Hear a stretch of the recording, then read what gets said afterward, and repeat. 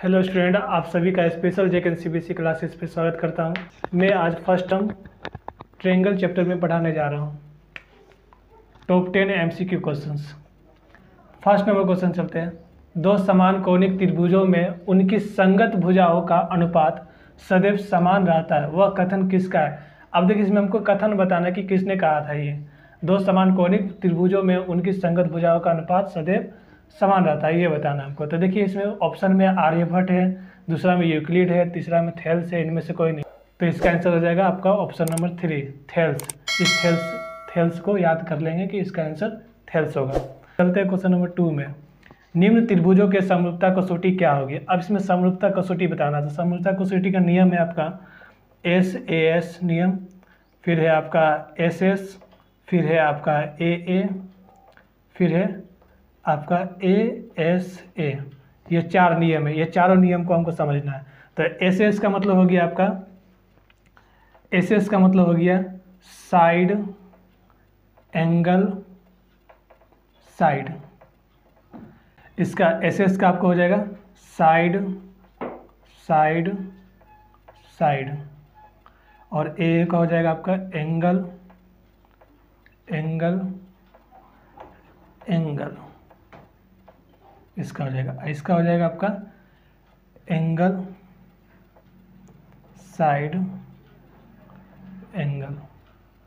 ये आपका समरूपता कसौटी के 4 नियम है, SS, SS और AA और ASA। अब देखिए, यहाँ पे समरूपता भी बोला। समरूपता का मतलब क्या होता है? समरूपता समरूपता का मतलब होता है दो त्रिभुज आपस में समान हो। जैसे आपका देखिए, ट्रायंगल ABC और ट्रायंगल PQR, ये दोनों आपस में क्या समान है। जैसे यहाँ पे 60 80 40 है एंगल है, तो यहाँ पे भी 60 80 40 है। अब देखिए इसमें, अब यहाँ पे देख लीजिए, निम्न त्रिभुजों की समरूपता कसौटी क्या होगी। इसमें समरूपता कसौटी बताना था। कसौटी के 4 नियम में मैंने बताया, 4 कसौटी बताया। अब देखिए, 4 कसौटी में ही हमको ढूंढना है कि इसमें कौन सा आंसर होगा।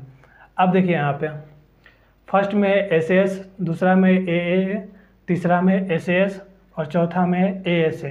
अब इसमें बताइए कौन सा होगा। जैसे यहाँ आप देखिए, AB आपका क्या है, साइड है, BC भी साइड है और CA भी साइड है, तो इसको हम साइड बोलते हैं। यानी कि AB जो है आपका, ये हो जाएगा साइड में आ जाएगा। इसी तरह से BC जो है साइड हो जाएगा और CA भी साइड हो जाएगा। और ये A जो है आपका एंगल होगा और B भी एंगल और C भी एंगल।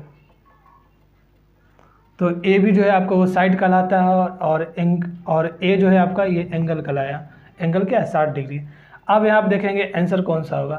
तो देखिए, यहाँ पे एंगल साइड मैंने बता दिया कि साइड होता है आपका AB और एंगल जो है आपका 60 डिग्री का ये है। तो यहाँ पे देखिए क्या चीज़ है, यहाँ पे 4 नियम में हम देखेंगे। 4 नियम में क्या क्या मिल रहा है आपका, एंगल मिल रहा है यहाँ पे, फिर ये जो है आपका साइड है, ये आपका एंगल है और ये भी एंगल, यानी कि एंगल साइड एंगल, यानी कि एंगल साइड और ये एंगल।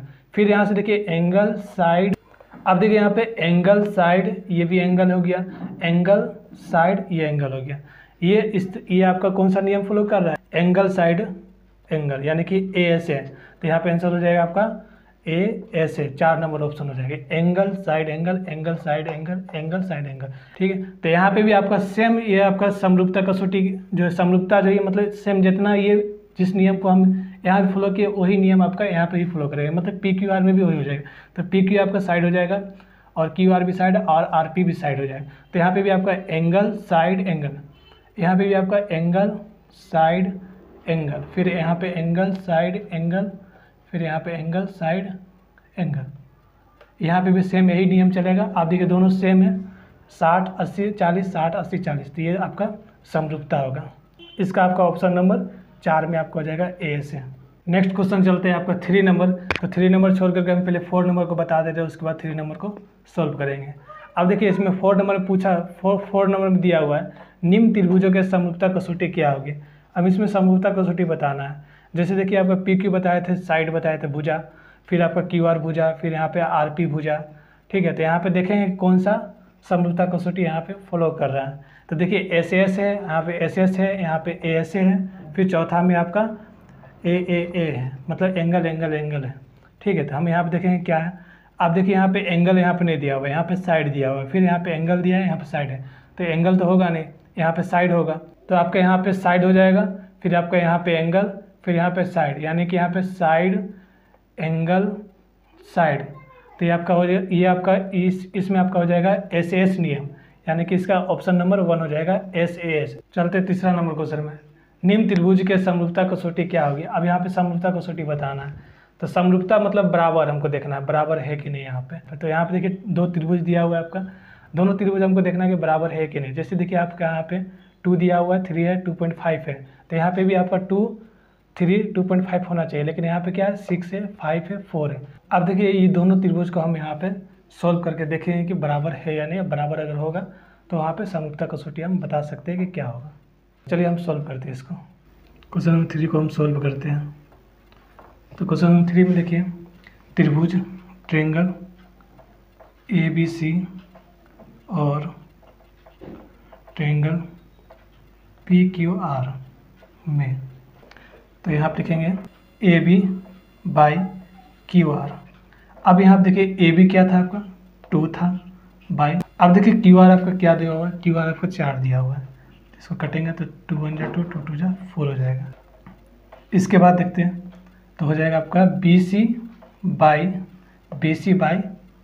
PR, ये वाला BC बाई PR लिखेंगे, PR इसकल टू BC आपका देख लीजिए क्या है 2.5 है, 2.5 बाई, अब PR देखिए आपका, तो PR आपका है 5 है, तो यहाँ पे 5 बैठाएंगे PR। अब देखिए यहाँ पे इसको हम सोल्व करते हैं, तो इसको पॉइंट को हटाएंगे तो यहाँ पे 0 बैठता है, 25 बाई 50। अब इसको कटेगा तो काट देंगे, तो 25 से कम 25, 25 दूनी 50, यानी कि आ गया इसका भी 1/2। अब हम आगे लिखते हैं, तो हो जाएगा आपका AC by PQ, AC by PQ। अब देखिए AC क्या है आपका 3 है, 3 बैठाएंगे, PQ 6 है, यहाँ पे कटेगा तो काटेंगे, 3 1 जा 3, 3 2 जा 6, यानी कि AC बाई PQ आपका आ गया 1/2। अब देखिए यहाँ पे AC बाई PQ आपका आ गया 1/2। अब देखिए यहाँ पे तो AB बाई QR आपका आ गया 1/2 और BC by QR BC by PR आपका 1/2 आ गया और AC बाई PQ आ गया 1/2। ये तीनों इक्वल हो गया था, इक्वल जब आ गया तो हम इसको इस तरह से हम लिख लेंगे AB by QR equal to BC by PR equal to AC by PQ। ये तीनों क्या है आपका बराबर है, तो इसलिए ये हो जाएगा आपका त्रिभुज ABC समरूपता इस तरह से लिखेंगे, त्रिभुज ABC समरूपता त्रिभुज PQR।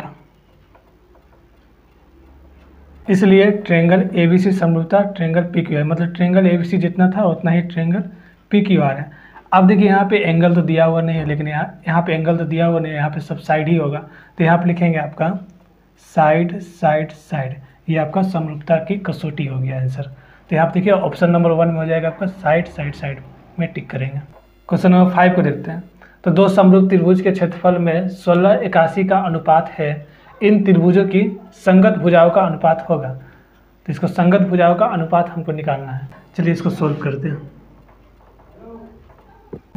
अब यहाँ पे लिखेंगे त्रिभुज ABC और त्रिभुज PQR में, फिर आगे देखिए त्रिभुज ABC, 2 त्रिभुज समरूपित है, जिसे लिखेंगे त्रिभुज ABC समरूपता त्रिभुज PQR। ये कहाँ से लिए, प्रश्न से लिए, प्रश्न से ब्रैकेट में करेंगे। अब देखिए यहाँ पे त्रिभुज के क्षेत्रफल 1681 दिया हुआ है, तो त्रिभुज ABC का क्षेत्रफल बटा त्रिभुज PQR का क्षेत्रफल इजकल टू, अब त्रिभुज ABC क्या है आपका 16 है, त्रिभुज ABC का क्षेत्रफल 16 और त्रिभुज PQR का क्षेत्रफल 81। अब त्रिभुज ABC का क्षेत्रफल 16 और त्रिभुज PQR का क्षेत्रफल 81। अब देखिए 16 जो है कि ये किसका स्क्वायर है, तो ये 4 का स्क्वायर हो जाएगा बटा, फिर ये 81 जो है किसका स्क्वायर है, ये 9 का स्क्वायर है, तो 9 का स्क्वायर इस तरह से लिखेंगे। अब देखिए जब जो अब देखिए स्क्वायर मतलब 2 मतलब 4 × 4 है, तो यहाँ पे हो जाएगा 4/9 का स्क्वायर मतलब 9 × 9 है, तो 9 लिखेंगे यहाँ पे। अब देखिए 4/9 है, तो इसको हमको रेशियो में लाना है, तो कैसे होगा 4:9, ये आपका आंसर हो जाएगा। तो इसमें देख लीजिए ऑप्शन नंबर कितना में होगा 4:9, 4:9, ये आपका ऑप्शन नंबर 2 में आंसर हो जाएगा 4:9। चलिए इसको इरेज कर लेते हैं, इसके बाद चलेंगे नेक्स्ट क्वेश्चन नंबर 6 में चलते हैं। दो समरूप त्रिभुजों की भुजाएं 4:9 के अनुपात में है, इन त्रिभुजों के क्षेत्रफलों का अनुपात है। चलिए इस क्वेश्चन को सॉल्व करते हैं।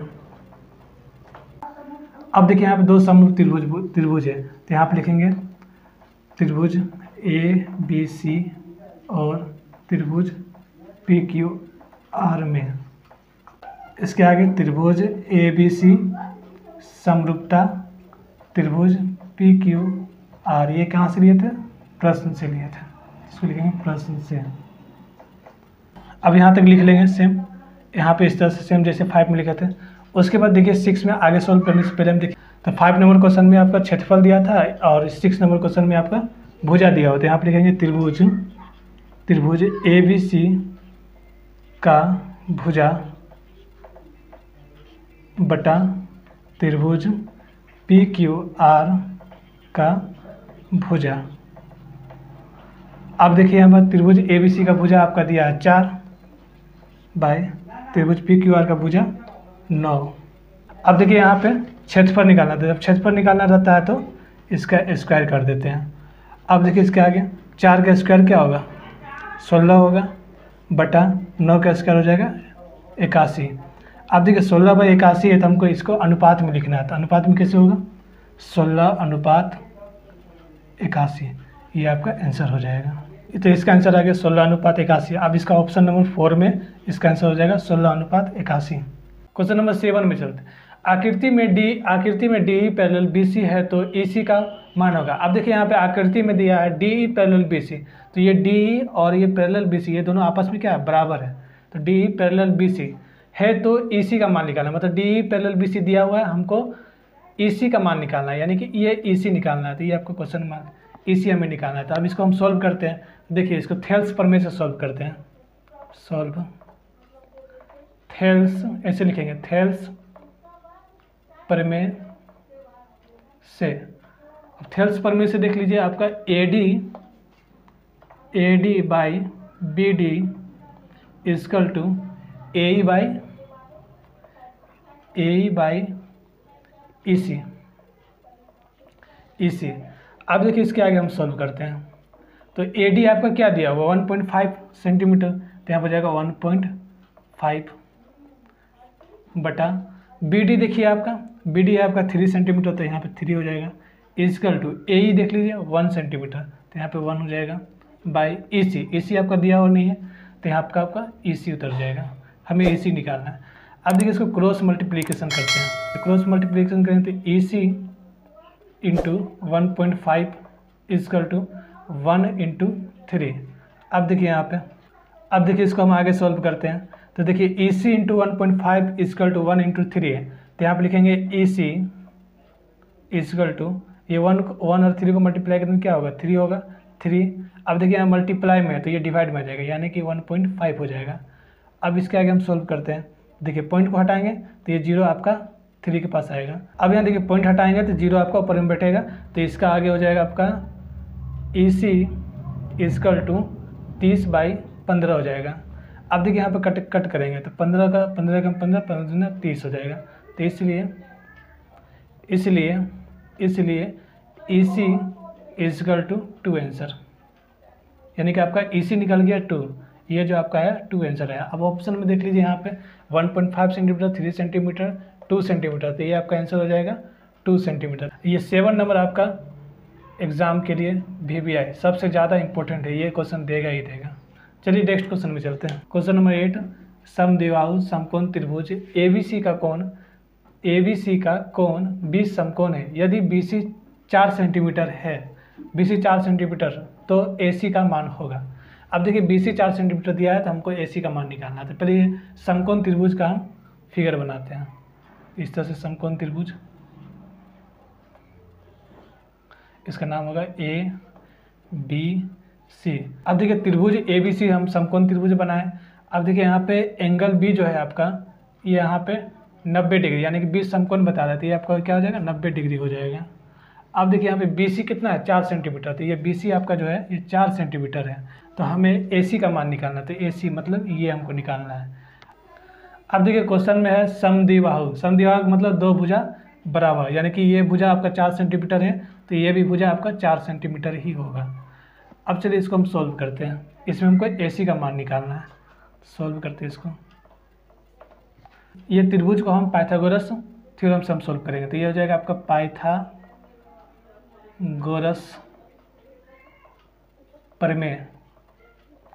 प्रमेय से।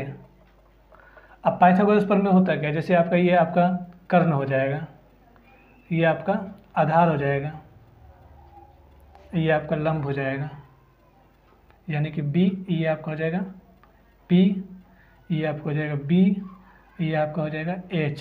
अब देखिए हमको AC निकालना है, यानी कि H निकालना है। तो H निकालना है तो ये फार्मूला हो जाएगा, पाइथागोरस फार्मूला हो जाएगा H² = P² प्लस B²। अब देखिए यहाँ पे H को निकालना है तो इसको P² प्लस B² ये रूट में आ जाता है, स्क्वायर जब हटता है तो। इसी तरह से हमको इस क्वेश्चन को सॉल्व करना है। तो देखिए यहाँ पे हमको AC निकालना है, तो लिखेंगे पहले यहाँ पे AC = फिर देखिए आप क्या क्या दिया हुआ है, आपका AB दिया हुआ है और BC दिया हुआ है, तो आप लिखेंगे AB का स्क्वायर, ये स्क्वायर में आ जाएगा, AB का स्क्वायर प्लस BC का स्क्वायर। यहाँ पे AC का स्क्वायर = AB² प्लस BC² आ गया। अब हम सोल्व करते हैं इसको, तो ये AC = स्क्वायर हटाते तो रूट लगता है, तो हो जाएगा आपका AB का स्क्वायर प्लस BC का स्क्वायर, ये रूट में आ जाएगा, ये आपका रूट में आ जाएगा। अब आगे देखिए, तो ये AC = अब देखिए रूट, अब AB क्या था आपका, AB था आपका 4 था, AB आपका था 4, तो यहाँ पे 4 का स्क्वायर प्लस BC था आपका 4, तो BC भी आपका 4 का स्क्वायर। अब इसके आगे हम सोल्व करते हैं, तो AC = ये आपका हो जाएगा 4 का स्क्वायर हो जाएगा 16 प्लस 4 का स्क्वायर 16। फिर आगे AC = अब 16 प्लस 16 को जोड़ेंगे तो आपका आ जाएगा 32। अब आगे देखिए, अब यहाँ पे देखिए AC = √32 आ गया, तो इस 32 का हम फैक्टर निकालेंगे। तो ये आपके इस तरह से फैक्टर निकालेंगे, तो 2 से 16 बार में, 16 दूनी 32, फिर 2 से 8 बार में, फिर 2 से 4 बार में, फिर 2 से 2 बार में, फिर 2 को 1 बार में लगाएंगे, तो ये 32 का फैक्टर निकल गया इस तरह से। अब यहाँ पे जो फैक्टर निकाले उसको हम लिख लेंगे यहाँ पे, तो AC = रूट में हो जाएगा आपका जो फैक्टर निकला 1 2 3 4 5 बार है, तो यहाँ पे लिखेंगे 2 × 2 × 2 1 2।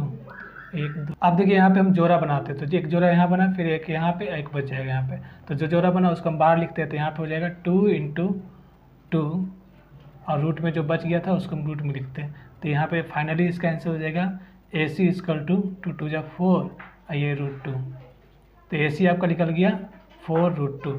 यहाँ पे इसका आंसर हो जाएगा 4√2, ये आंसर हो गया।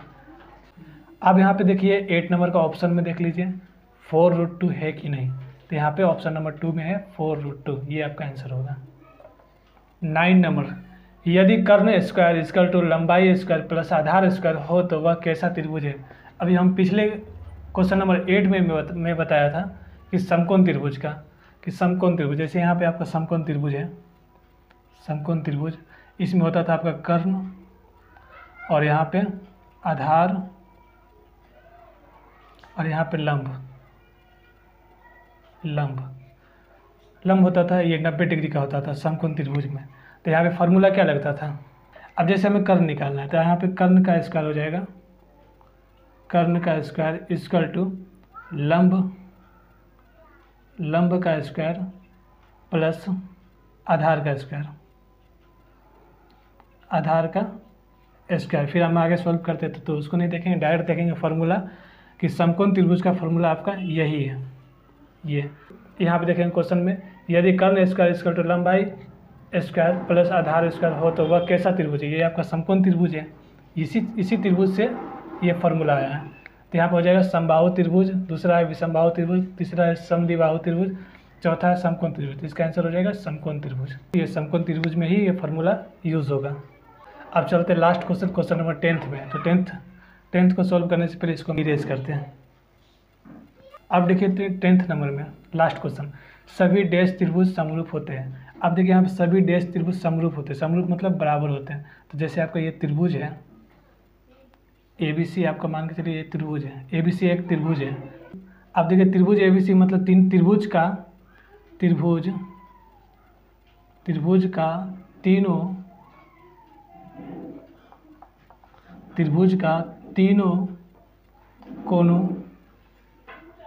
कोणों का योग 180 डिग्री होता है।